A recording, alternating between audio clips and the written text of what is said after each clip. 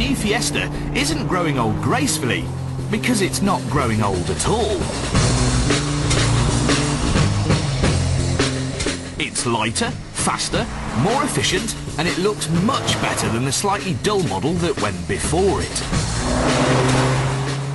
And therefore you could just decide that this is the best car in the class, beats all its rivals, blah blah blah. But it's not that easy, is it? You see, the Fiesta's just a little bit different and actually has to be compared to things without wheels. Bear with me here. When Ford set out several years ago to design the new Fiesta, they decided that it should work for every market, be it America, Europe, or China. Now, they're a little out of practice at making a one-car-fits-all. The last time they did it was with the Model T. So, to make sure they got the formula right, they used inspiration from other types of products that have a global appeal. Things like the iPod. Now, they can't make these things fast enough, and they're as popular in Times Square as they are in Beijing. So if Ford wants to make a car that's as popular with young, trendy types across the world, it actually has to compete with Apple's finest.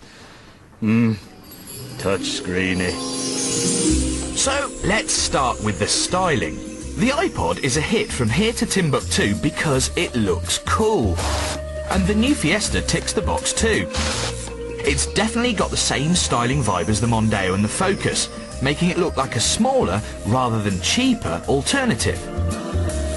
It's the details that Ford seem to be getting right in their new generation of cars. Big lights, strong lines, bold design. If it's bland or blends in, they ain't interested. But don't worry, you don't have to have it in wee green if you don't want to.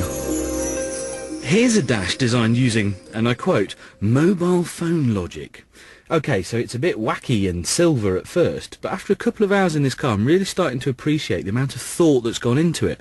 All the main controls for the car are sort of here, and they're really intuitive and easy to use. Just down here, there's a little simple pocket for your MP3 player or your mobile phone, and it's next to the place where you charge it up, and next to the place where you plug it into the car. There's even a little USB port there, so that you can put some songs on a flash drive and just plug them straight into the car. Thing is, this feels like a small car, but with really big car equipment. There's also things like the capless fuel filler, the HMI human-machine interface onboard computer thingy, the push-button start. There's knee airbags in here. The point is that you get the feeling you can conceivably downsize from a Focus without feeling that you'd also downgraded. Finally, we come to the performance. The iPod is a small package, but packs a powerful 80,000 song punch. I can flick between Rage Against the Machine and Neil Diamond in a blink. 0 to 60 songs in no time at all. The Fiesta, frankly, isn't so fast.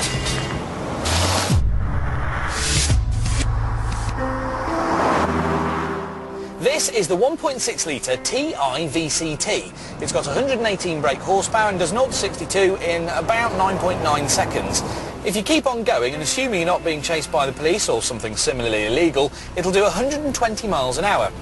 So it's not that fast then, but it does feel like a bigger, more sophisticated car. If I'm honest, it feels a lot like my Mondeo, except easier to park. I'll tell you what, this steering is particularly impressive. It's electric power assistance, but basically it wakes up for more feel as you go faster. And in development, the Fiesta engineers basically did a lap of the earth, and then they did some more just to fine-tune this steering setup. It's weird, it feels nice and nimble when you drive quickly, but this has got a chassis that rides so well, it feels like a car with a much longer wheelbase. It's a really good balance. There's also a super efficient version called the Econetic, with a 1.6-litre engine that pumps out just 99 grams per kilometre of CO2, which nips neatly into the lowest of the low tax bands. Do you want to know the best bit? This new Fiesta is actually a little bit cheaper than the outgoing model, and the insurance groups are either the same or a little bit lower, which means that it'll be cheaper to run both in terms of standing costs and fuel bills. So it's easy to use but stylish, it's got interfaces that make you smile, and it's luxurious but it's still faintly affordable. Am I talking about the iPod or the Fiesta? Well, actually I'm talking about both.